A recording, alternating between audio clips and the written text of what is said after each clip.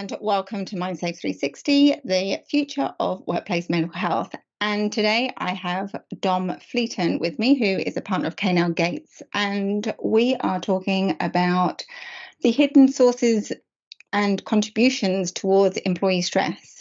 And welcome, Dom. How are you? I'm well. Thanks for having me back.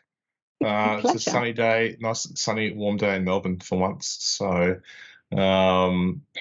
feeling good and very interested to talk about this topic as well. It's something that's coming up constantly. A lot of organisations still trying to grapple with it. Yeah, absolutely. And I mean, with my clients, a lot of them are under the assumption that it's the workload that's creating the stress. And they said it's just the volume. And it's the volume because we don't have enough people and we can't get people. But it's not the case. When we do assessments, there's so many other contributors to it. And it's actually articulating what those stresses are.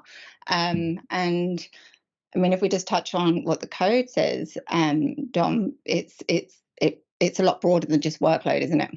Yeah, absolutely. So when we're looking at the code of practice,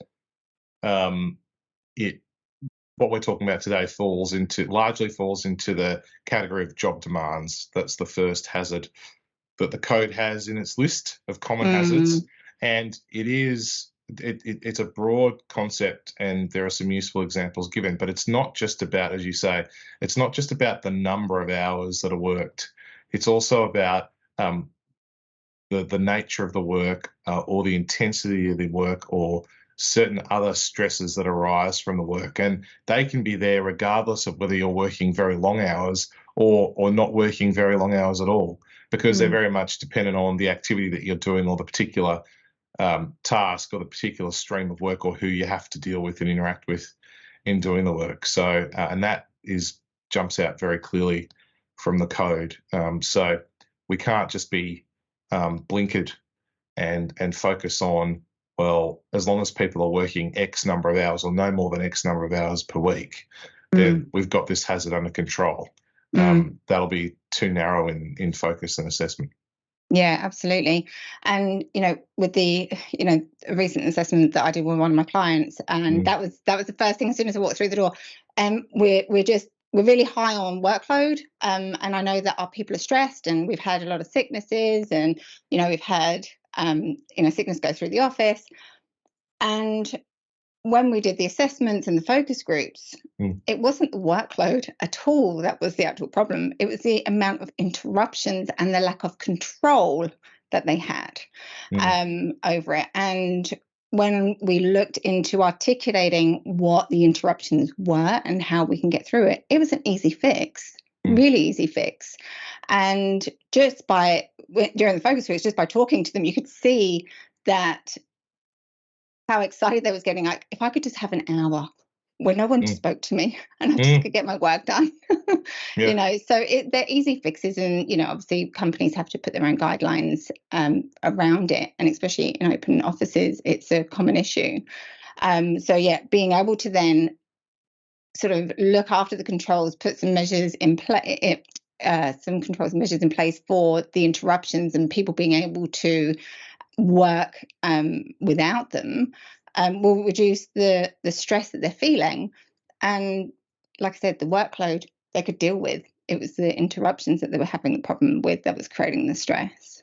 Yeah, and that resonates with me too. I hear that feedback a lot, just in an informal sense, but even just in day-to-day conversations. I might be speaking to someone and they'll say to me, look, I've just locked myself away at home today because I've got a particular submission or a tender or something that I'm working on that's one of those tasks where I really need to focus.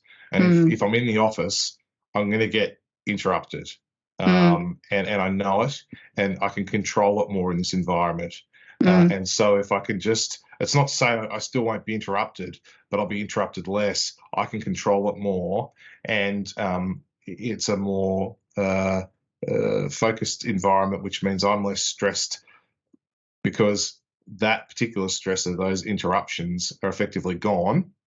I still might be stressed about the work that I'm doing. I still might be under time pressure to get a submission done, or I still might be worried about the work. It's detailed, it's hard, etc. But there are other stresses, there are other reasons for that. So I hear it quite a lot. And in the current era, I shouldn't say post-COVID, but in this prolonged COVID era, a lot of people are fortunate enough to have that flexibility, and a lot of organisations won't even bat an eye. You know, like, okay, if you've got to go home and spend Thursday working on that submission, go for it. We recognise it's important, so there's less of that presenteeism type attitude, which we saw before COVID, which is, well, we've all got work to do, but we all come into the office and you're just going to have to manage through it. So, you know, there are, admittedly for some jobs that's not going to be feasible, but I think for a lot there are, and it's good that people, I think, just recognise that that's causing them stress, just the interruptions alone, and doing something about it. Yeah, absolutely. And it's just the whole, you know, even from a psychological point of view, if you're hyper focusing and you get interrupted, it takes you 15 minutes to get back to a state of flow. Right. And that's if you don't get interrupted again within those next 15 minutes, that restarts again. So you can imagine if you get interrupted 4 times, which we all know we will get interrupted a lot more than that, that's like an hour lost just in trying to get back into flow and try it. So the productivity goes through the floor as well, through these interruptions as well. So it's just looking at what does it look like for people. And you know, it's sort of, you talk about the intensity and quality as well, and the emotional demand and the mental demand. You know, we do the assessments and we mark questions on there that are mentally loaded, emotionally loaded as well. And there's so many things to consider when we're looking at what is actually creating the stress, because there's no point thinking, oh, we'll just employ a few more people and it will solve the problem. No, it often doesn't. And that's because it's not just based on quantity of work that needs to be performed. So, you know, there are other examples. You know, work intensity is something that always comes up in these discussions. So why are you finding the work intense? Is it because you've just got to get particular tasks done very quickly because there are really tight time demands? So you might not be working 50 hours a week, but during the course of any given day, you constantly feel in a very high state of vigilance and under pressure because you need to get certain things done in very tight time frames. That's something that comes up a lot. Sometimes, and this dovetails into another hazard, which is to do with the control that you have over your job. And it's a really good example of how psychosocial hazards combine and interact and actually create, you know, a higher risk profile. Is where and lots of people are in this situation where you can't control every single input for your work, or you can't control the full output. You're relying on others to contribute in various different ways, and where people don't operate in a way that allows you to meet your deadlines or give you what you need, and you're relying on others. That of itself, and, you know, speaking personally, having years worked in professional practice, that can be highly stressful. And then you worry about being put under time pressure, and you worry about, well, what if it comes back and it's not what we need? And so you can try and exercise some control by setting expectations and following up and being communicative, and all that can help. But it is still largely outside your control. So that can really just exacerbate the other demands that you're already facing on any given task, let alone your just overall work pattern for a week. Yeah, absolutely. And that's one thing that Comcare sort of talks about all the time is look at the story. Don't just look at one thing. What is the story that's going on? Don't look at that one individual. What's the culture of the company? What is happening within the business that we need to solve? Because a lot of it is dominoes, right? You fix one problem and it sort of dominoes through and releases a lot of stress in many different areas. So, and this is why it's so important to do risk assessments and to get data so that you're focusing on the right thing. You know, everyone's time poor, But so why we're wasting time looking at things and working on assumptions and things that we can't measure, rather than looking at, okay, so where's the data? What have we got? Okay, what is the high risk? What is the low risk? What is the story? What is the story the data is telling us? So that where we need to be working, one company, it was a whole process, looking from the data, you could see that it was the work process. And they had to sort of rejig the whole way that they sort of push the workload through all the different departments, because it no longer worked. It worked many, many years ago, but it doesn't work anymore.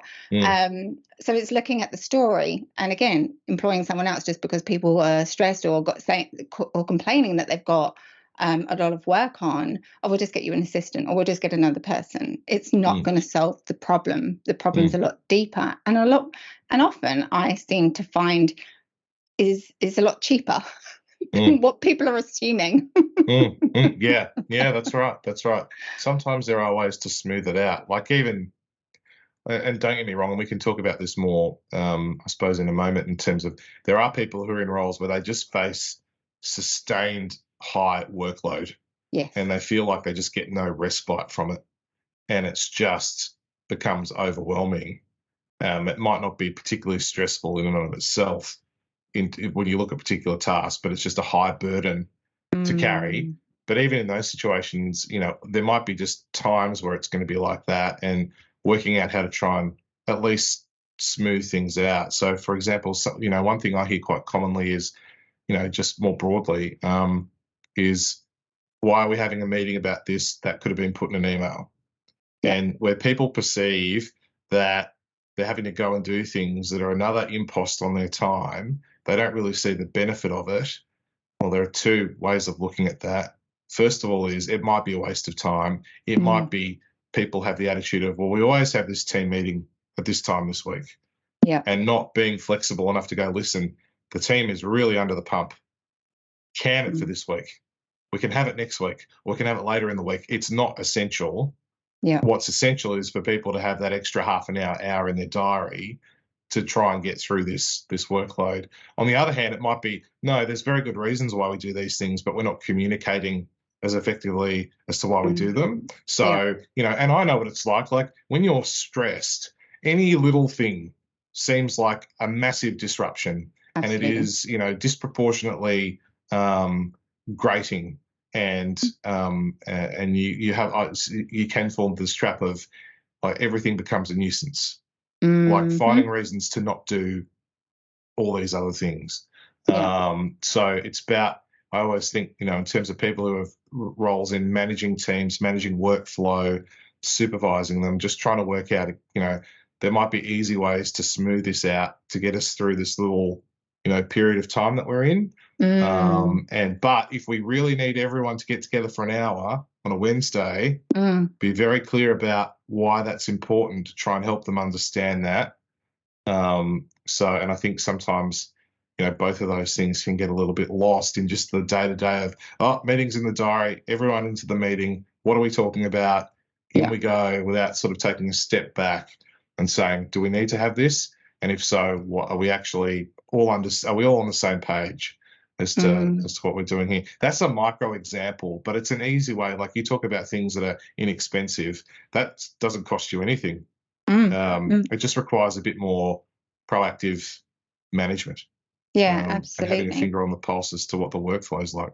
Absolutely. And I think, like, I did an assessment at the beginning of the year, and this actually came up in that of, it's just meetings about meetings and about meetings, and and it was actually really interesting, because the manager that was arranging these meetings thought that he was doing the good thing, thought that he was doing informing people of what's going on, making a plan, communication. He really thought he was doing a good thing. So it was coming from a really good place, but it wasn't what the people that was in that meeting, what they needed. They were still missing information. So just by having these focus groups and unpacking this, it was really easy to flow the information up to the manager and say, look, they're feeling stressed with the amount of meetings, the workload's high, but the meetings, they just feel that they're constantly in it. This is what they're missing. This is why they feel that it's useless to them. And so it's just a little tweak of the agenda,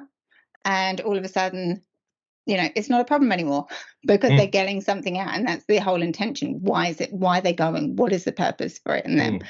And just to also touch base on what you just said a minute ago about, stress and everything getting on top of us. When we are stressed, we are in this fight and flight. Everything that we're pushing against, the way that stress is that we're resisting what's happening. We don't want what's happening.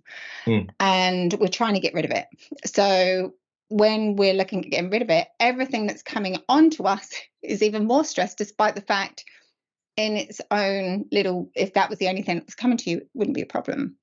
So people need to remember this, that when people, and especially managers, because behavior breeds behavior.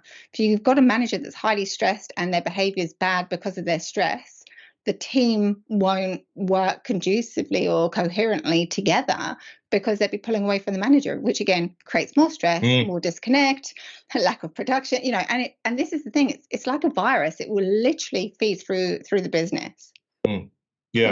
And you can see it happening. People just withdraw from all these other interactions because they sense that maybe that it's probably not even a fully conscious sort of action on their behalf, but the more they involve themselves in things, the more likely it is that that's going to result in another impost on their time. So they just want to be head down, focused on the work, don't want to speak to people on the phone, don't want to go out and speak to people in like a communal area. Which, then is perceived by others as being very negative behavior and perhaps construed in other ways because they don't understand the pressure that person is under or feels that they're under. And like you say, it just sort of builds on itself. And so, but then I've also dealt with people who are very good at being able to sort of communicate about those situations as well. And just say, for example, right, Jane, we all know Jane this week is working on this big process. It's a hard deadline and there's a lot going on. So she's not working on anything else. And so to the extent you can she's going to be, you might think she's a bit MIA. She's not. She's working on this. And then when she'll come up for air sooner rather than later, which is just a bit of a cue of try and not get in that person's face unless it's absolutely necessary. And please also don't think that person is trying to withdraw from the team or being difficult or being rude, whatever it might be. There's just a lot going on. Even little things like that. I've seen things like that just sprinkled into updates and communications and internally, but also I've been, in meetings with clients where you're invited along to a team meeting just to talk about a particular issue and they go through all their other business and you hear that sort of messaging going on. And it's good because it helps people understand. And actually then what it means is people actually engage in the right behavior. They're like, right, you're under the pump. So if there's anything we can do to help. And what you see is more supportive type behavior come out as opposed to, well, we just think that person's being rude or, just generally negative. So, we'll withdraw from them as well. So, I think it's, again, it comes back to that communication piece as well. And also not forgetting that individuals who you might be feeling like you're under this intense pressure, but sometimes that won't be obvious to the people around you. And it's easy to say when you're not in that sort of, feel like you're in that sort of pressure cooker type situation. But it is better to actually just make sure that people understand exactly what you've got going on because you might be very good at masking it. That's not great. You don't want to have to mask it. You want people to understand. And if you're a bit more communicative up front, should then just hopefully reduce the impact on you going forward because people are like, right, okay, I didn't realize that you were doing those 3 things and they're all due on Friday. I get it. I'm going to leave you be. Whereas if you just try and mask it, white knuckle it, then why wouldn't someone come knock on your door, call you up, ask you to weigh in on this, ask you to come to a meeting at short notice? So, Absolutely. And that's, I've going back many years ago when I was in construction, I used to mask it all the time. Because for me, it was if I showed that I was stressed, it meant that I couldn't cope and that I wasn't good enough. So I'm just going to mask it up. And, you know, I got nicknames like the Iron Maiden, the Ice Queen. Right. Because it was literally my armor was up. It was like, do not come anywhere near me. I am focused. I'm concentrating. And, you know, eventually in the end, that's, you know, my whole journey of why we're here today, but of actually going through that whole sort of mental breakdown with it all, because it all just gets too much. And the best thing that I've learned through it all is when you're sharing with people that you are stressed and articulating what you're stressed about, one, it takes the pain. It actually reduces your stress levels just by articulating it. And two, it actually shows humility. So when you're a leader, when you're a manager, and you're actually saying, I'm stressed, this is why I'm stressed, and this is what I am doing about it. You are showing humility, and you're actually showing beautiful leadership skills of showing people that it's okay to be stressed, and here's what you can do about it, and we can talk about it, and that's okay. You know, so there's so many different you know, ways to deal with that, and always share a solution as well. I just put that one in. Always share your solution of what you're doing to get yourself out of it, as well, because that then gives other people, oh, okay, so when I'm like that, I can do that too. That's great. So going back to the whole job demand and everything, looking at what everyone that's listening can be doing about it and to get this story, I think from my point of view, it's looking at getting the data, actually articulating, looking at getting some KPIs, some markers, what's measurable, getting the data, getting, you know, going into consultation, getting the perception, right? Because even when so many people do questionnaires, and which are great, but everything is subjective. Mental health is subjective. The amount of stress that one person can deal with against another person is completely different.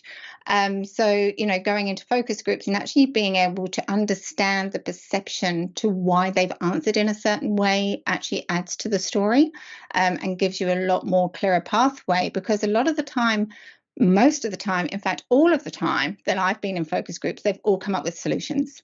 All of them, and they're not outrageous solutions, they're easy solutions. And so they're telling you how you can fix it, which to reduce the stress, and then employers are then focusing on the right thing to reduce the stress load on their workforce.